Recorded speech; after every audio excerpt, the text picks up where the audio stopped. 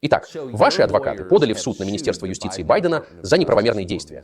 Расскажите нам об этом иске. Почему вы его подали? Чего вы надеетесь добиться с его помощью? Да, на самом деле мой адвокат подал жалобу генеральному инспектору о том, как со мной обращались в ФБР и Минюсте, и как они меня преследовали. И они не получили ответа. Сюрприз, сюрприз. Мы ждали, но ответа так и не дождались. Он подал иск на $10 миллионов. В итоге, надеюсь, они откроют мое досье в ФБР, а потом удалят его. А уголовное дело, которое было открыто против меня в Северной Калифорнии, то, которое было запечатано,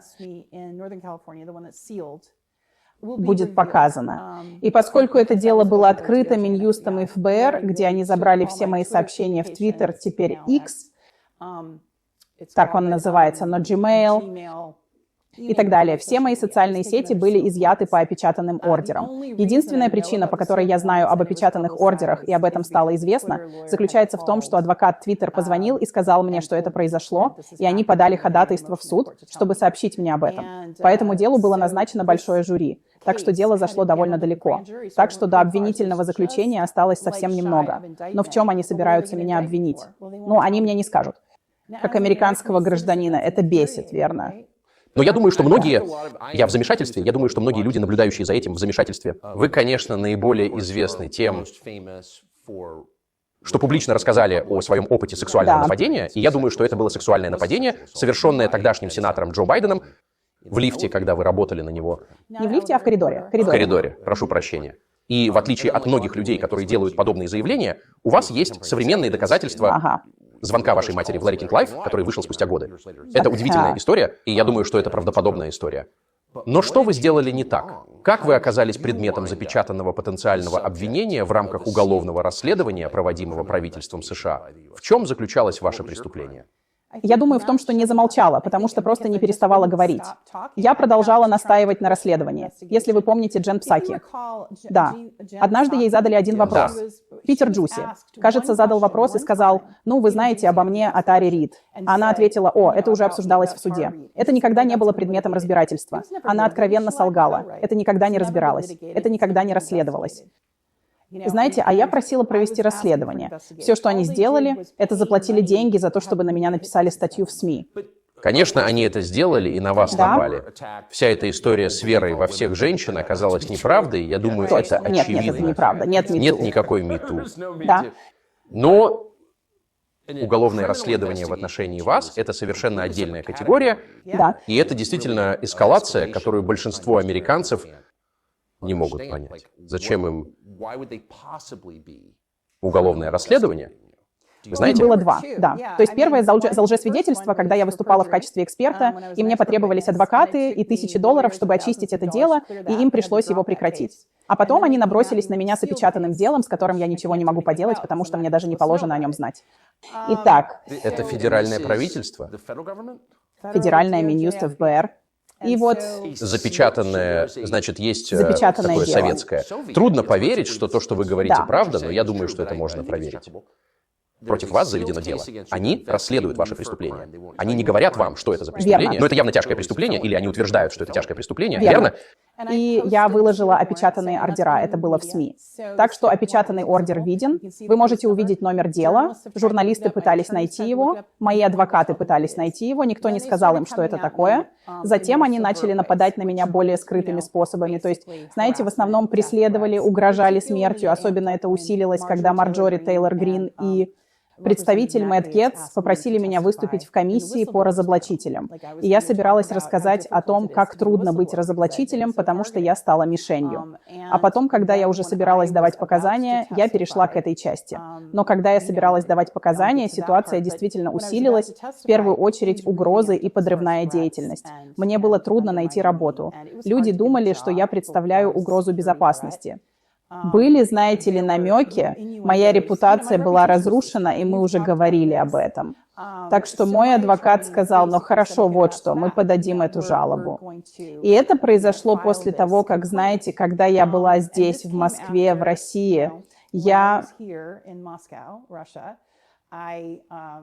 приехала сюда, чтобы прорекламировать свою книгу и проконтролировать ее перевод. И я дала интервью Первому каналу. и канал. Это российский телеканал. Ага, и Первый канал, по-видимому, санкционирован. И, судя по всему, я была здесь в отпуске.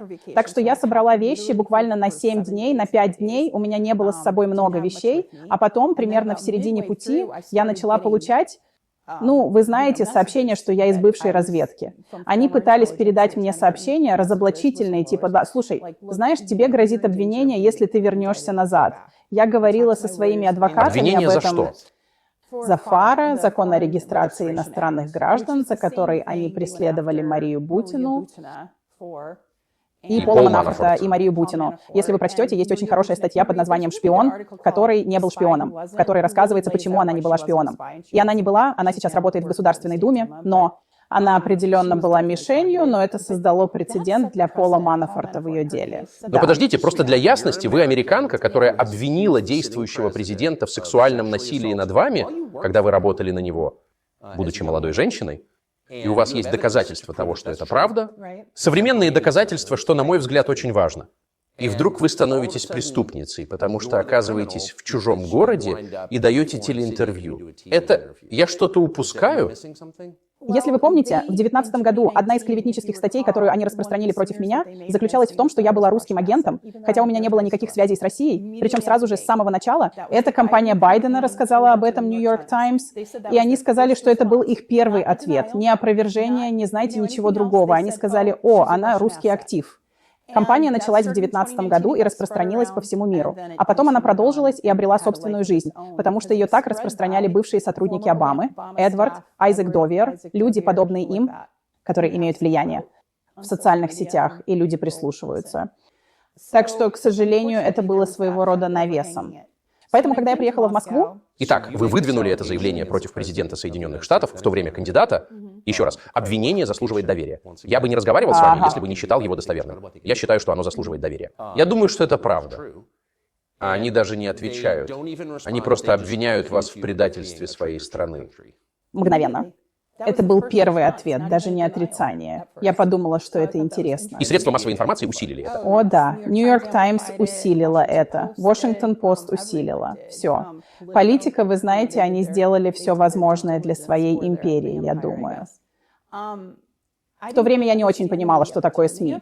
Теперь вы должны понять, что я обычный гражданин. У меня нет команды пиарщиков. У меня нет адвокатов. Сейчас у меня есть адвокат, но тогда у меня не было ресурсов. Где вы жили? Я жила в Калифорнии.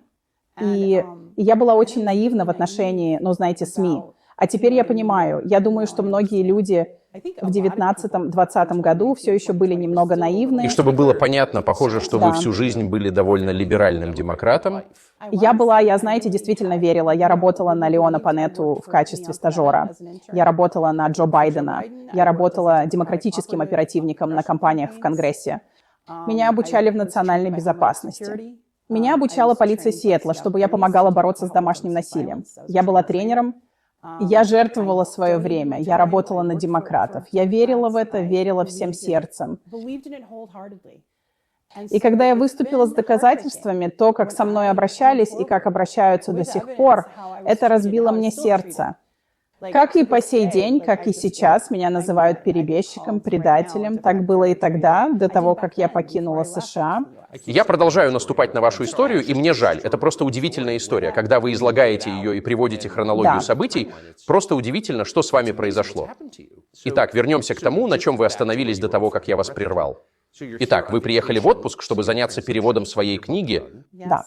Вы даете интервью местному телевидению, а затем начинаете получать сообщения от осведомленных людей, которым вы доверяете. Тара, тебе грозит обвинение. И что произойдет потом? Меня бы посадили в клетку, потому что закон ФАР — это черный ход в закон о шпионаже. По сути, это федеральный закон о регистрации. То есть вы должны зарегистрироваться в качестве иностранного агента.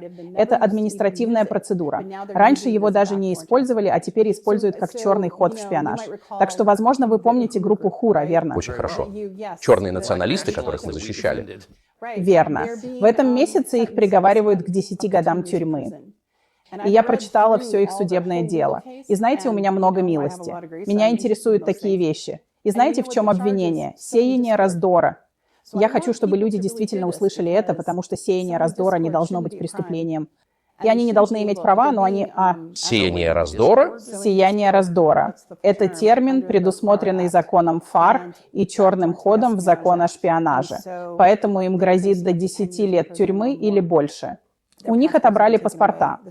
Приговор будет вынесен в этом месяце. Они не имеют никаких связей с Россией. Они просто выступили против марионеточной войны против России через Украину. И за это они были наказаны. И знаете, я хочу, чтобы люди услышали, что не только люди 6 января являются мишенью Минюста. Нет. Это касается и левых, и справа. Именно так. Это кто-то вроде меня, у кого был иск против моего бывшего работодателя, который должен был быть расследован должным образом и должен был быть рассмотрен должным образом, и со мной должны были достойно обращаться, вместо того, чтобы рвать мою жизнь на куски. Итак, вернемся к истории. Вы находитесь в Москве, где мы сейчас находимся, и вы узнали, что за интервью местному телеканалу вам могут предъявить обвинение или наказать по закону о регистрации иностранных агентов. И что вы делаете? Как вы реагируете? Ну, я хотела изучить все данные. И знаете, я не импульсивный человек. Я люблю думать, а у меня не было много времени. Мы говорим о том, что я должна была сделать это в течение 48 часов. Верно. Так что это было большое давление. Но я справилась. Я нашла время, я часами разговаривала с дочерью, я поговорила со своим адвокатом, я получила больше данных от других людей, у которых было обоснованное мнение, а потом я поговорила с Мэттом Гейтсом. И я на всю жизнь благодарна ему за то, что он ответил на мой звонок. И он был... Знаете, я хочу отдать ему должное, потому Конгрессмен что... из Флориды. Да, потому что я должна была поехать в первую неделю июня и пройтись с ним по Сенату, чтобы открыть свое дело в Сенате. И я хотела это сделать. И он посоветовал мне. Он не посоветовал мне. Я должна поднять этот вопрос. Он дал мне информацию. В основном он просто сказал: знаете, я беспокоюсь о вас. Я беспокоюсь о вашей личной безопасности. И вам лучше быть там, где вы находитесь. Ну, знаете, все в таком духе. И... Он просто сказал, что знает, как действуют эти люди. И поэтому он беспокоился обо мне. Эти люди — сотрудники правительства США. Верно. И он входит в комитет по разведке. Так что, когда конгрессмен США говорит вам что-то подобное, это поразительно. Это поразительный Так и кусочек есть. данных, верно? Так и есть. Поразительный кусочек данных. И я поверила ему, потому что он вполне мог просто сказать: «О, конечно, все будет хорошо». И я попросил его. Я сказала: «Пожалуйста, знаете, конгрессмен, вы можете мне помочь? Вы можете снять с меня эти обвинения?» И он сказал: «Нет, не могу. Мне очень жаль. Я не могу. У меня связаны руки. Я даже не знаю, что это такое, и иногда некоторые из этих сведений не передаются. Но что я могу вам сказать, это то, что я понимаю, как действуют эти люди. И да, я действительно беспокоюсь о вашей личной безопасности, потому что в тот момент мне угрожали смертью. И вы подумайте об этом, я не настолько известна. Я была бы в новостях, может быть, день или два. Может быть, вы или кто-то другой пару раз заговорили бы обо мне. Но это было бы расценено как теория заговора, как Адам Рич, верно? И его смерть. Сет Рич, верно? Сет Рич, да, Сет Рич. Что меня так привлекает и шокирует в вашей истории, так это то, что я до сих пор не понимаю, что вы сделали не так. В их глазах они видят во мне в некотором роде предателя. Это те слова, которые они используют. Кажется, в USA Today один бывший агент ЦРУ привел цитату, в которой говорится, что мои мысли об Америке вызывают у него сильную злость.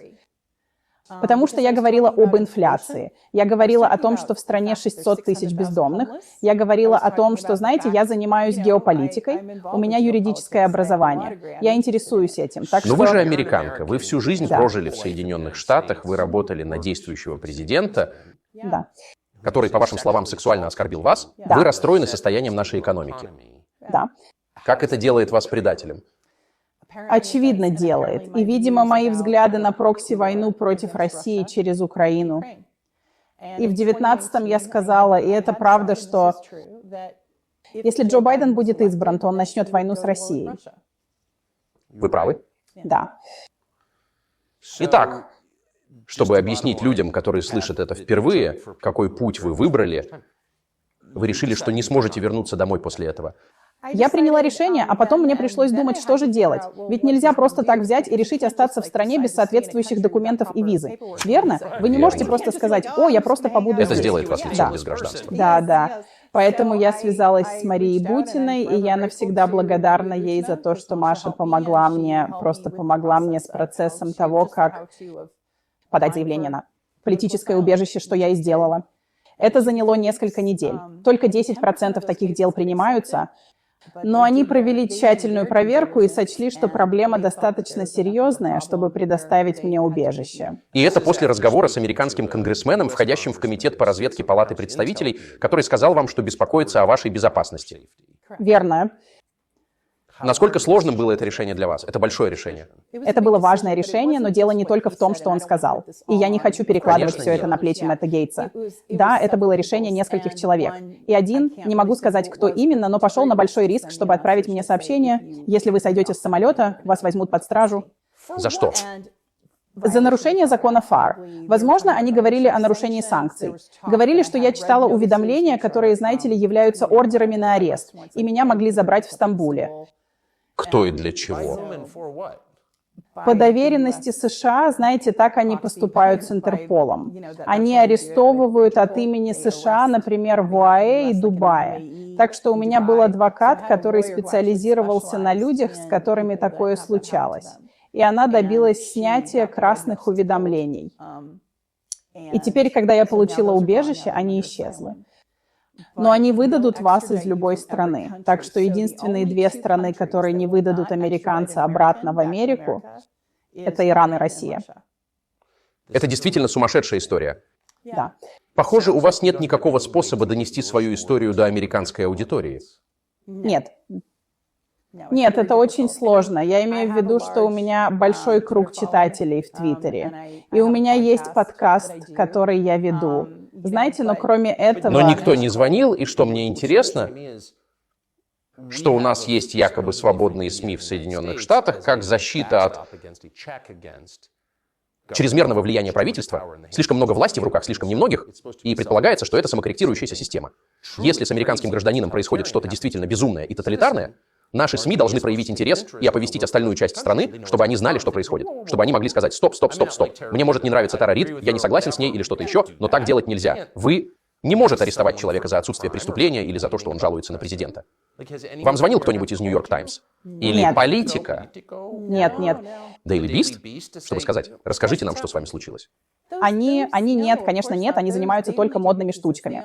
Они только и делают, что работают на империю. Нет никаких сомнений в том, что они работают на правительство США. Я имею в виду, я думаю, что некоторые из репортажей, которые делают Мэтт Таиби и Майкл Шелленбергер, были действительно ценными. Да. Потому что они показывают, что есть аналитические центры, настоящие аналитические центры, которые в основном публикуют такие статьи, а потом перепечатывают их, даже не сильно изменяя. Так что это вброшенные статьи, обо мне говорили всякую ложь, что я солгала о своем образовании. Я никогда не лгала о своем образовании, что я перешла на сторону России. Я не переходила на сторону России. Мне угрожали моей жизни и моей семье. А я не хотела, чтобы моя семья пострадала. Я не хотела рисковать тем, что меня посадят в клетку. И я не могу рассказать вам, каким был этот разговор с моей дочерью, что это было тяжело. Вы ее видели? Нет. Почему? Я не могу. Не могу. По условиям политического убежища я не могу покинуть пределы России. Потому что, знаете, я под защитой. И, честно говоря, я не знаю, когда смогу вернуться в США. Я не знаю, когда там будет безопасно. Но что вы сделали? В их глазах я совершила какое-то преступление, а я ничего не сделала. В том-то и дело. Я никогда не совершала преступлений. Я не предатель. Я не шпион России. У меня нет кучи ресурсов, у меня нет команды пиарщиков. Я просто рассказала правду о Джо Байдене. Я рассказала правду о том, как он поступил со мной. И я рассказала правду о коррупции. И я не хотела молчать об этом. И я требовала, чтобы меня услышали.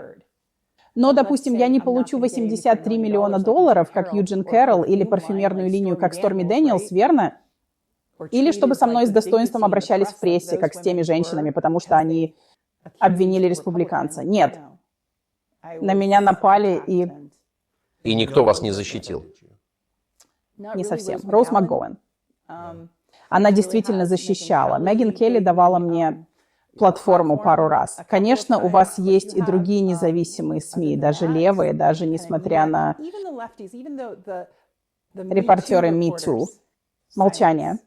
Вы же не видите, чтобы кто-нибудь из репортеров Me Too пришел и рассказал мою историю? Ни разу. Они защищают Байдена. Это все для того, чтобы поймать и убить. И если вы помните, я обратилась за помощью в организацию Time's Up, верно? Time's Up Роберта Каплан, которая только что представляла интересы Юджина Кэрролла. Роберте Каплан пришлось уйти из Time's Up, потому что она клеветала на меня и Куому. Ну, вы знаете, выживших людей, которые говорили о Куомо. И поскольку она это делала, ей пришлось уйти в отставку. Time's Up был распущен. А она продолжила представлять интересы Юджина Кэрролла. И Юджин Кэрролл публично заявил, что теперь она будет поддерживать Байдена и давать ему деньги. Это просто невероятно. Это абсолютное зло. Это абсолютное Это зло. Где это? Я просто не могу отделаться от этого вопроса и не хочу расстроить вас, но о вашей дочери. У вас ребенок в Соединенных Штатах. Да, это было тяжело. Знаете, я пропустила ее выпускной. Она получила степень магистра. Они преследовали ее на самом деле, пока я была здесь, в России. В первый месяц моего пребывания здесь. Куча демократических тролль-ферм или что-то в этом роде. Доксировали ее фото, ее рабочий адрес, пытались добиться ее увольнения. Она проходила практику в качестве терапевта. Она терапевт по работе с детьми. Она занимается игровой терапией с детьми, получившими травмы. И они пытались добиться ее увольнения. Они говорили об этом вслух и звонили на работу. Но, к счастью, работа моей дочери, знаете ли, не интересуется такими вещами. Ну, вы понимаете, клеветой. Так что с моей дочерью все в порядке. Но, знаете, ее лицо повсюду расклеивают, потому что она ассоциируется со мной. Моего коня чуть не похитили.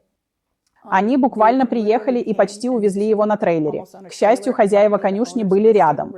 И вот я получаю эти звонки в 3 часа ночи в Москве, что моего коня грузят на трейлер неизвестные мне люди, которые собираются отвезти его к Джо Байдену. И именно так они и говорили. Они забирали его для Джо. Так что, к счастью, он в безопасности. Но я имею в виду, что это было как бы неумолимо. Знаете, я знаю, что общественные деятели, я не считаю себя общественным деятелем, но другие общественные деятели подвергаются подобным преследованиям. Но когда ты обычный гражданин, как я, это действительно пугает, особенно если у нас нет ресурсов, чтобы защитить себя, верно? А у меня их не было. Ожидаете ли вы, что сможете увидеть свою дочь в ближайшее время? Не знаю, я не чувствую себя комфортно, помещая ее снова в центр внимания. Она собирается замуж. Вы можете поехать на свадьбу? Я не могу поехать на свадьбу. И, знаете, я расстроена. Но я не хочу быть жертвой. Я просто злюсь. И я хочу, чтобы Джо Байден был привлечен к ответственности. Он забрал годы моей жизни. Он разрушил ее 3-кратно. И я просто буду продолжать бороться. Тара Рид, большое спасибо за беседу с нами. Спасибо. Свобода слова — это нечто большее, чем один человек или одна организация. Общество определяется тем, чего оно не допускает. То, что мы наблюдаем, это полная инверсия добродетели. Привет, это Такер Карлсон. Интернет переполнен интересными вещами, которые на самом деле не имеют значения. На TCN мы пытаемся преподнести вам интересные вещи, которые действительно имеют значение. И их очень много. Интервью, длинные и короткие, видеоролики, документальные фильмы — все это вы найдете на сайте tuckercarlson.com, и мы надеемся, что вам это понравится. Перевод YouTube-канала «Антидиктатор Вики». Пожалуйста, окажите нам поддержку. Поставьте лайк, подпишитесь на канал. Напишите в комментариях к видео, что еще вы хотели бы увидеть. Помогите распространить это видео. Способы поддержать нас финансово или участием перечислены по ссылке в описании. Перевод является частью инициативы по продвижению антивоенных и российских оппозиционных видео на глобальную аудиторию. Спасибо за просмотр.